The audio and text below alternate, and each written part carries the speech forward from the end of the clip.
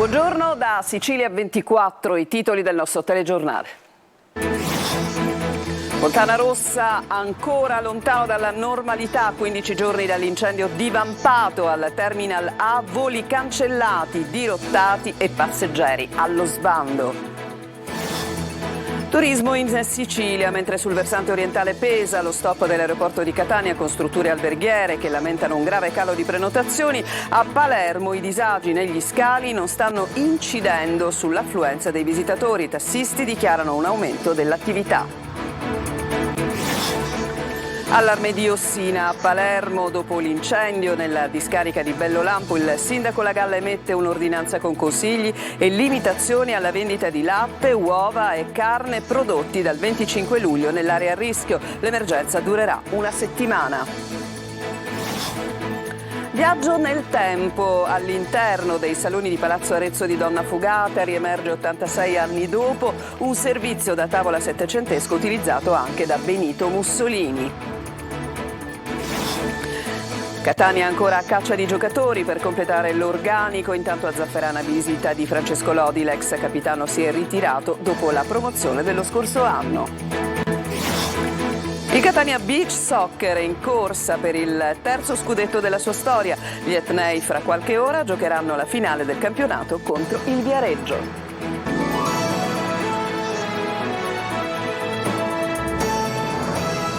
Ancora buongiorno e buona domenica a tutti voi. Apriamo il nostro telegiornale andando subito all'aeroporto di Fontanarossa di Catania. Sono passati 15 giorni dall'incendio che è divampato al Terminal A e la situazione ancora di totale caos. Voli cancellati, voli dirottati e passeggeri completamente allo sbando, e così il ritorno alla normalità sembra ancora lontano. È andata per noi Emanuela Corsi.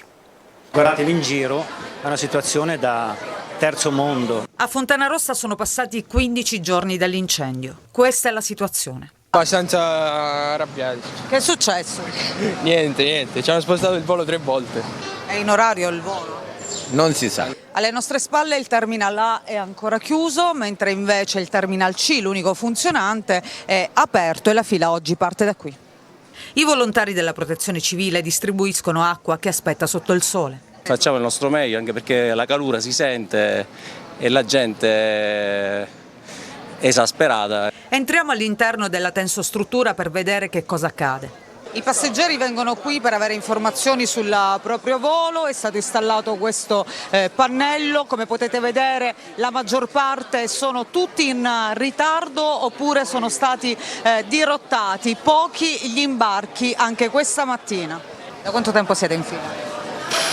2 orette circa ora. Il volo è in orario? Il mio è stato cancellato. E pare che il volo ci sia, però sembra di essere, non c'è nessuna informazione, non c'è un megafono, non c'è un altoparlante. Ma non c'è un cartello fuori, dico, uno chiama i voli, metti un cartello fuori, spieghi, metti i nomi dei voli che stanno per partire, fai avvicinare le persone, non paghi personale che gira per cercare le persone perché non sono avvertite. L'unica cosa ben visibile sono i cartelli che indicano le casse dei parcheggi, che nonostante i disservizi restano comunque a pagamento. Dopo 2 settimane il ritorno alla normalità sembra ancora lontano e la stanchezza è tanta. Diciamo che è stata una vacanza abbastanza rovinata, disorganizzazione e insomma anche con i ragazzi non si lasciano le persone così.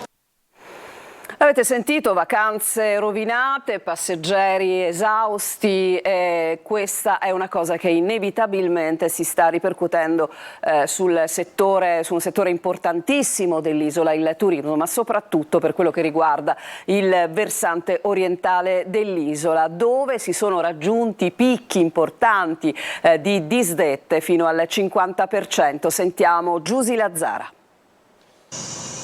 Doveva essere un anno record per il turismo siciliano ed è bastato l'incendio nell'aeroporto di Catania per rimettere tutto in discussione e far emergere la fragilità della Sicilia.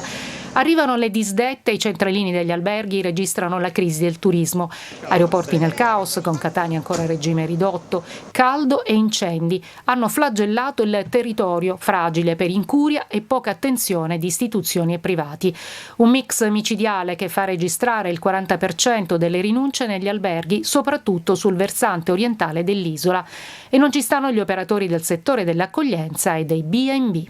È una Sicilia di cartapesta, quella che stiamo veicolando a livello internazionale della nostra Sicilia. Un operatore tedesco proprio venerdì scorso mi ha telefonato dicendomi cosa sta succedendo in Sicilia e non soltanto i disagi dovuti alla mancanza dell'apertura dell'aeroporto di Catania.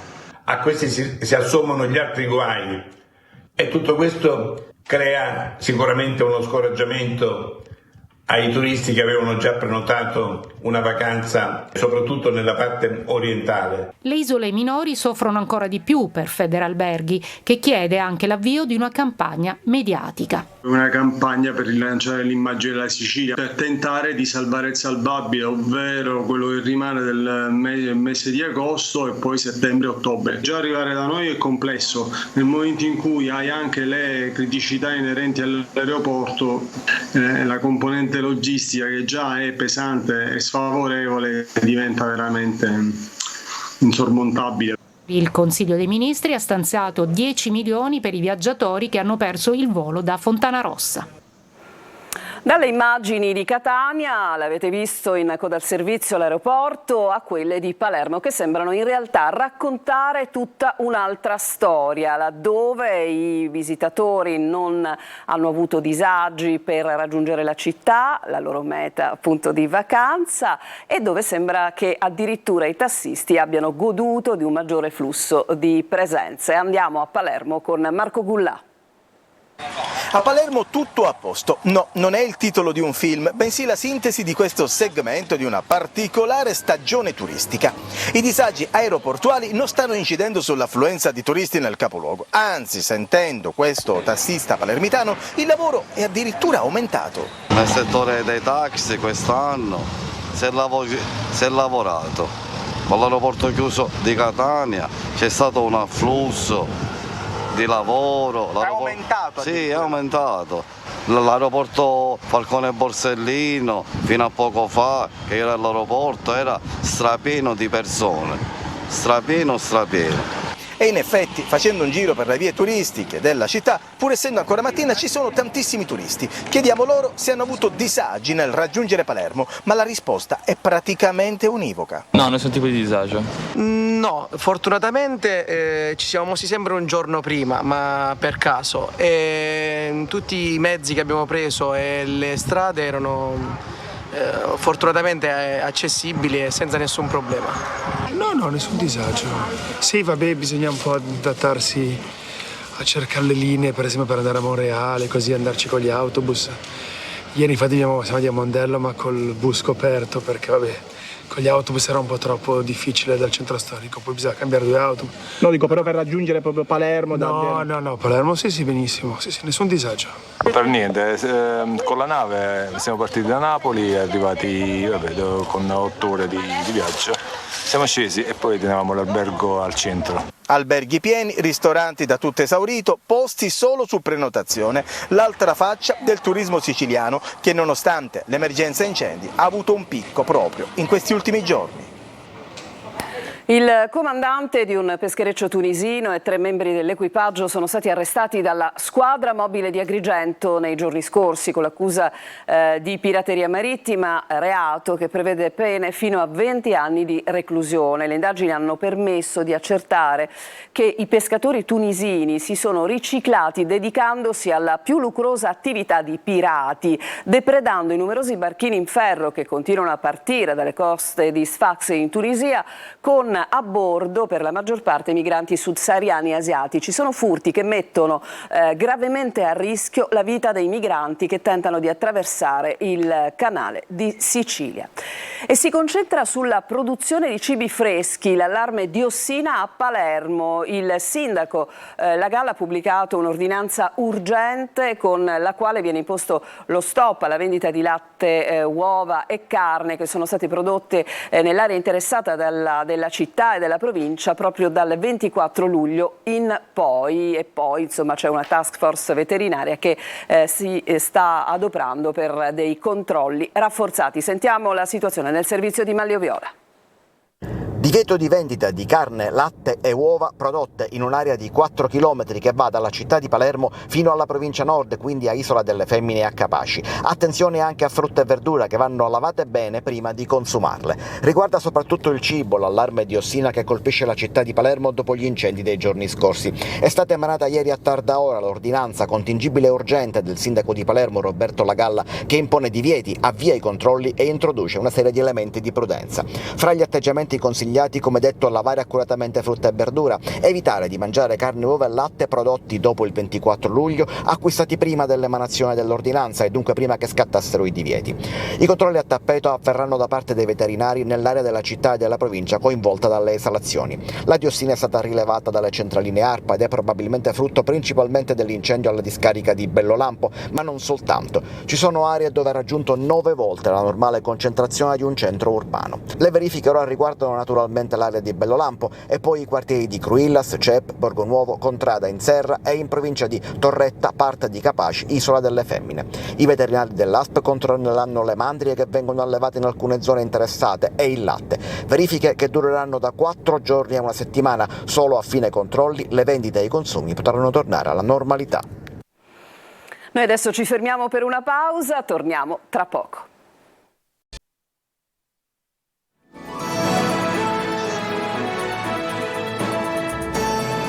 Seconda parte di Sicilia 24, adesso vi portiamo in un viaggio nel tempo attraverso oggetti preziosi che si trovano esposti all'interno dei saloni di Palazzo Arezzo di Donna Fugata.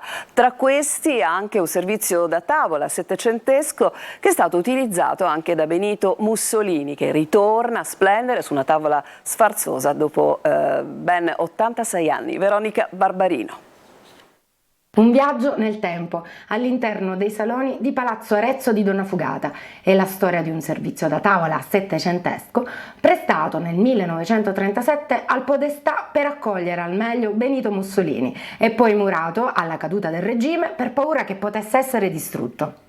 È in mostra a Ragusa Ibla il servizio 9 di Bassano, tornato protagonista su una sfarzosa tavola dopo 86 anni.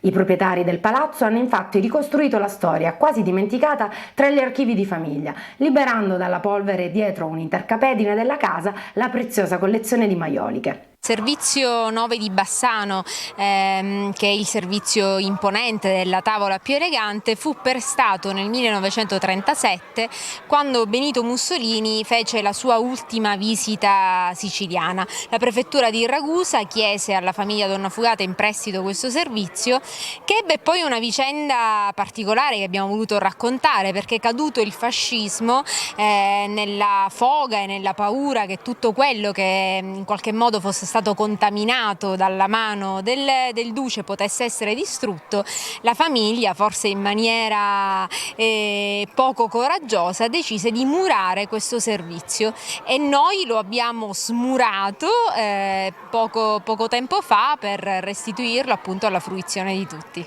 Il percorso espositivo tra eleganti tavole apparecchiate in alcuni dei saloni più belli del Palazzo Nobiliare si conclude con una ulteriore sorpresa, una botola che porta i visitatori direttamente nel palco d'onore del Teatro Donna Fugata. Adesso lo sport con Marco Busetta, campione italiano di parapendio per la terza volta, l'ultimo titolo tricolore conquistato pochi giorni fa nel Matese. Le sue emozioni nel servizio di Tonino De Mana. Il padre Angelo protagonista in campo, in panchina e nei nostri studi televisivi a raccontare calcio. Il figlio Marco che invece studia la terra, fa il geologo, ma si prende le sue soddisfazioni anche in cielo, fresco vincitore dell'ennesimo titolo italiano di parapendio. Marco Busetta, classe 82, vola alto e non potrebbe essere altrimenti, essendo allievo di Angelo D'Arrigo che ha persino volato con gli uccelli. D'Arrigo, scomparso tragicamente il 26 marzo 2006 a Comiso, sarebbe certamente fiero di Marco che ha seguito le sue orme, guidato da una passione per il volo che lo ha portato a raggiungere risultati agonistici inaspettati. 2 volte vice campione italiano, 3 volte campione con l'ultimo titolo tricolore ottenuto nel Matese il 15 luglio. Desideravo tanto questo risultato e il livello è cresciuto tantissimo negli ultimi anni, per cui è sempre più difficile raggiungere il podio e salire sui gradini più alti del podio. Un risultato maturato grazie all'esperienza accumulata in centinaia di ore di volo. Lasciare il gruppo, la sicurezza del gruppo per andare in fuga per una via magari diversa è un'emozione indescrivibile. Il cuore batte forte, l'adrenalina è al massimo e quindi è bellissimo vincere così, mi piace vincere così. Pilota della nazionale italiana, campione mondiale a squadre in Macedonia nel 2019, Super Marco vuole abbattere altri record come quello stabilito nella distanza, 217 km percorsi, con partenza da Gallodoro sopra Retoianni ed arrivo a Sala Paruta nel Trapanese. Vola e fa volare Marco, che fa lezioni di parapendio e fa provare l'emozione del volo biposto. Vi aspetto per venire a provare l'emozione del volo con uno dei piloti del nostro team, qui a Letoianni con Etna Fly. Il calcio e il beach soccer subito dopo un'altra breve pausa.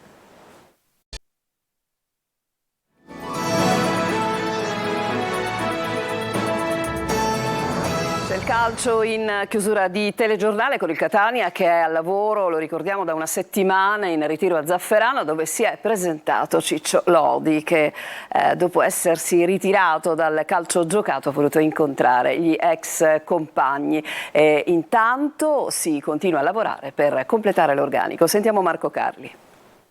Una settimana di lavoro a Zafferana con l'organico ancora da completare. Il Catania comincia comunque a conoscere la filosofia di Tabiani. Allenamento fisico ma anche il pallone subito protagonisti in attesa dei colpi che possano definire la rosa e contribuire a formare l'ossatura della squadra che vuole recitare da protagonista nel campionato di Serie C.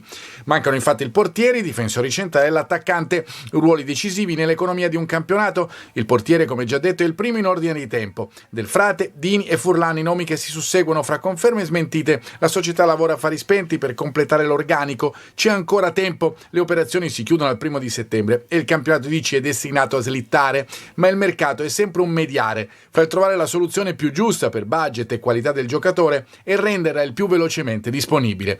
Del portiere si diceva più complicata la situazione difensore, con Quaini si tratta ma al momento la situazione appare di stallo, l'attaccante sarà probabilmente l'ultimo tassello in ordine di tempo. Intanto insieme al vicepresidente Grella Zafferana si è presentato anche Ciccio Lodi in abiti diversi dal solito, in giacca invece che in pantaloncini. Dopo 620 partite disputate e 150 gol segnati in carriera, l'ex numero 10 ha deciso di ritirarsi dal calcio giocato. È stato accolto come meritava dai dirigenti e dagli ex compagni. Una pagina di storia del Catania, e che storia, fra la Serie A e l'ultima impresa di appena qualche mese fa. Una visita importante che magari potrà portare nel futuro ad un ruolo, forse nel settore giovanile. Vedremo. Lodi potrebbe essere una risorsa, un ex giocatore che sente il rossazzurro come una seconda pelle, esempio di quel senso di appartenenza che la società ha tante volte ribadito di voler perseguire.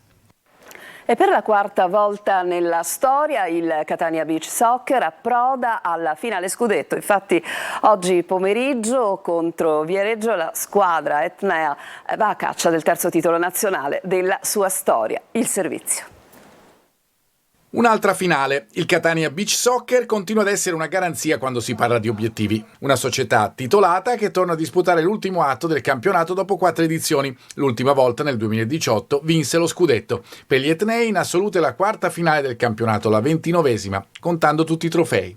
Alle 18 la partita che assegnerà il titolo contro i padroni di casa del Viareggio. In semifinale la squadra etnea si è imposta su Napoli con il punteggio di 6-3. Grande protagonista della sfida è stato Giordani che ha segnato 4 reti. Fin qui erano state 5 in totale in tutta la stagione.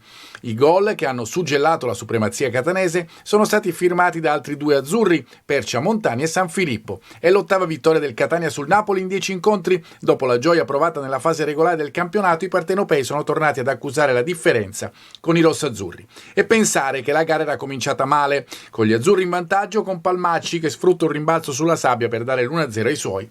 Poi diventa protagonista Giordani, bella la sua seconda rete in rovesciata che segue quella di Percia Montani. Il Napoli accorcia sul 3-2 e la gara viene decisa nel finale quando mancano 3 minuti. 3 gol di fila, 2 del Catania Beach Soccer che si porta sul 5-2. Sciacca accorcia, ma è troppo tardi. Il solito Giordani chiude i conti e poi solo esultanza per una finale attesa da tempo e meritata. Oggi pomeriggio gli etnei vanno a caccia del terzo tricolore della storia per provare ad arricchire un palmarès che comprende anche 6 Coppe Italia e 6 Supercoppe. Con questo servizio si chiude questa edizione di Sicilia 24. A tutti voi grazie per averci seguito. Naturalmente ancora una buona domenica. L'appuntamento con il nostro telegiornale tornerà su questa rete alle ore 19.